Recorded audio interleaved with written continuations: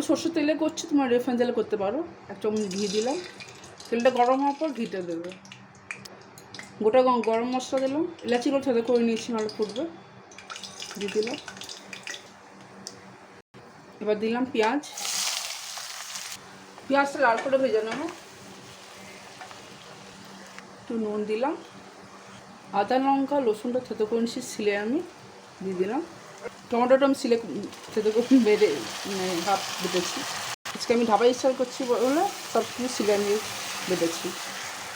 গরম জল, দই নিলাম, ধনে জিরেটা মিশিয়ে নিই, ধনে 2 চামচ দিচ্ছি আর জিরে 1 চামচ দিচ্ছি। মৌরি আমি শিলে বেটে নিচ্ছিলাম শুকনো, মৌরিটাকেও দিয়ে দিলাম, ভালো করে মিশিয়ে নিই। এবার দিয়ে দিলাম,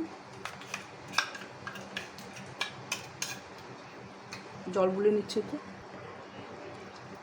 দই দিয়েছি বলে একটু সামান্য চিনি দিলাম। ধনেটা আমি মানে সেটা করে নিয়েছি, দিলাম। হামালিশটা ফুটে নিয়েছি, দিয়ে দিলাম পনিরটা, দিলাম হলুদ, নুন, লঙ্কা, দিলাম পেঁয়াজ,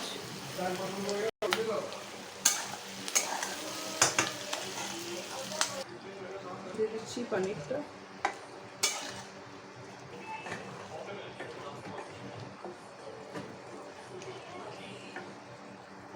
দিলাম গরম জল, দিলাম কস্তুরি মেথি, দুধটা ফাটিয়ে দিচ্ছি, আমার যে ক্রিম নেই বলে ভালো করে ফাটিয়ে নিয়েছি।